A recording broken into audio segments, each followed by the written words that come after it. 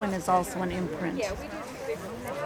And have you ever heard of imprints before? No. I'll talk to you a little bit about that after. Is very young, and their eyes are starting to focus, and they're starting to be able to see. They're in this critical period for their proper development as far as being able to take care of themselves, being able to, mate later in life and all that. They need to see a parent that is like them. So the fact that he was taken care of by people prohibited him from, focusing on any kind of a turkey vulture parent. So he's been in captivity all his life. After he was used in the study, he was living here at the Raptor Nature Center, and now he's been at the Raptor for a little while. And he was hatched in '74, so he's supposed to be an old bird. Wow. You let him go and you want him to Right every day. And when they get a little older and they get arthritis, we move them. I've never seen a young person play. Yeah, he's changed quite a bit this summer, because at the beginning of the summer he was almost all right in there. Yeah, well, We haven't used this next year. We lost 18 on Shepherd Road.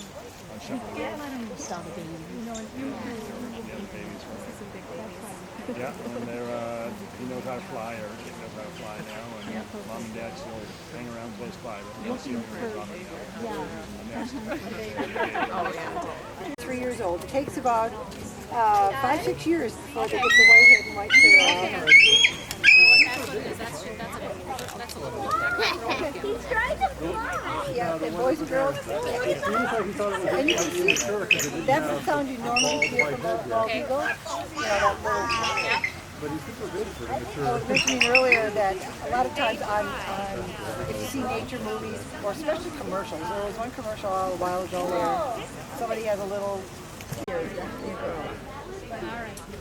so big. And then we don't know so much about Pug. He's a boy, but we don't know. And Gladdy is definitely. It is. We saw some of those on the drive down.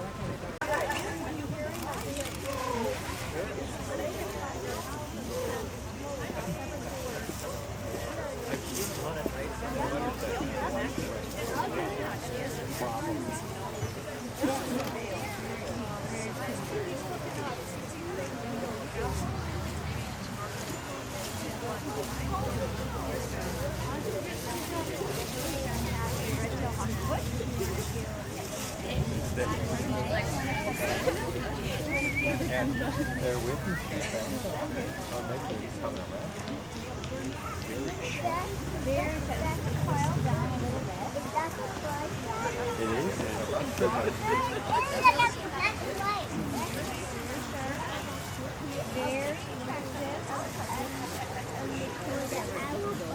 Well, that's not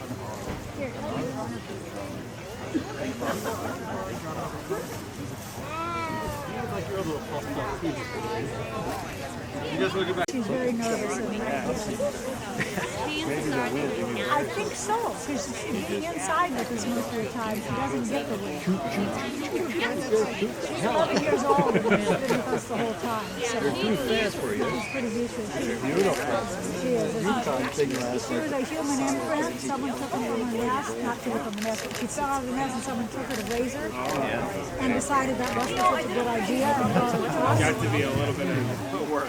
Well, by that time she was already a human imprint, so if I let her go, she could fly forever. She's very healthy, but she can't hunt. She never had a mom and teach her how to hunt. So. She's not going to be released. No, none of the birds you see in these rings will be released. These are all our education birds, and they've all been examined by the vets when they come in. And Did you get that one? Yeah, ones you'll see released are ones that came in and they can fix them, and they're away from people. We never see them. And the bigger birds, like the hawks and That's a goal. those will take them out in the field like this. The goals are bigger than Like a fish the bigger. and they throw them up in The the goal's air, getting and that's how well they fly. And they'll do that I think that one's a and the female is all the black and brown on the wing. But the great horned owls or the eagles, male and female looks exactly the same. So unless you have them side by side, the female is always bigger in the world of the raptors. Is that a great horned owl? This is a great horned owl, yep. Wow. Isn't she beautiful? Oh, her coloring is a little darker than the other Yes, yes. That great horned owl over there is a very, very light color. one? So they vary, huh? Yes, and then we have a third one that's a little bit darker than she is, not too much darker, but yeah, they do. I can come up this way so you get a picture of her wife with her. So that's exactly right. Yep, there's a couple of different field marks that you can use. So nice job. Can you tell me what the other two are? Down there?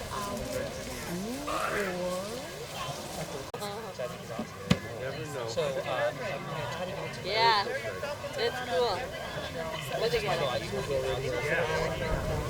So it'll be beginning of the year. Oh my, look at that. Look at the colors. Cool, the marking. Oh, there's a little tiny one here. I wonder if there was something. Yeah, look at inside here. Yeah. He wants to stay out of the wind. Yeah.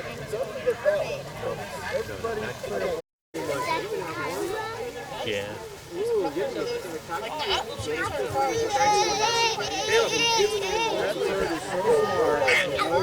Mimic the flight pattern of the bird. That's pretty good. One of the most intelligent resources of all raptors, and yet, look at all the birds that are here today. Plus, all the people, a lot of people would call it treats over there.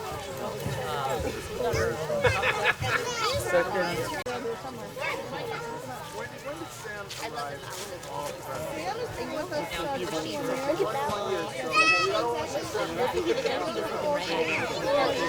Look how you can turn his head all the way around. Isn't that weird? Can you do that? Ow. I think it's a pair. You know, she came in, she had been shot. That was a red tail. So good to see everybody. This is absolutely pretty close to my favorite event of the year. And usually we have a little bit more warmth, but it looks like it's going to be a gorgeous day. I have to tell you, it's a perfect day for flying birds. So a little bit about the Raptor Center. We are a part of the College of Veterinary Medicine at the University of Minnesota on the St. Paul campus. We have been there for almost 40 years. We're coming really close to celebrating our 40-year anniversary. And we are an organization dedicated to raptors, the conservation of them, medical treatment of them. We care for over 700 injured and ill raptors a year. We have the education birds that you've seen out here with a mission very similar to the Carpenter Nature Centers for Environmental Education. We're in front of almost 200,000 people a year doing educational programs. We do professional education, both here locally, professional education for veterinarians, veterinary students, professionals dealing with raptors in captive situations. And we do those same things around the world. Actually, I can tell you, having come from Texas and knowing about the Raptor Center when I moved here from Texas, that here in Minnesota you have a very hidden gem to you locally that the rest of the world knows a lot about. Challenged with lupus and working through lupus on a daily basis for years. She has her family roots in the Cherokee and Ojibwe traditions, and so many of you will know that raptors, and especially eagles, are very, very profound in this tradition. So hopefully we look that maybe this will be very symbolic of the way that Sherry has lifted up so many people in her family and her friends as they've watched her daily challenges and her daily battle, and we wish her the very best, and this bird will be in your honor. So I'm going to let you go down and give instructions on the Cooper's hawk. Very long tails, pretty long wings, very small body. They're actually a very small, lightweight hawk, and they're a woodland hawk, but they really like open woodland. So a lot of our suburban neighborhoods are sporting a lot of Cooper's hawks now because they've been actually moving in more into the urban areas. Not only do they find that, Oh, there we go. Habitat for themselves in open woodland. They also find food. Dr. Ponder's taking off the hood. That hood is just kind of shading the bird's eyes from all this visual stimulation to keep him a lot calmer. He's almost ready to go. Hold on.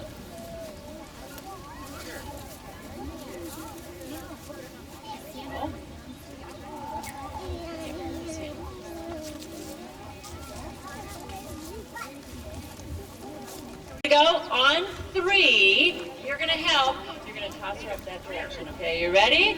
Okay, everybody, help me out. 1, 2, 3. Look at that bird go! Oh, keep watching. Look at that. Wow, getting your bearings. Trying to figure out where to go quickly for safety. Really doing really well with the wind. How was that as this bird's flying over us? How was that? My soul is speaking, but I can't find the words. I think your face says it all. Look at that bird go. Thank you so much.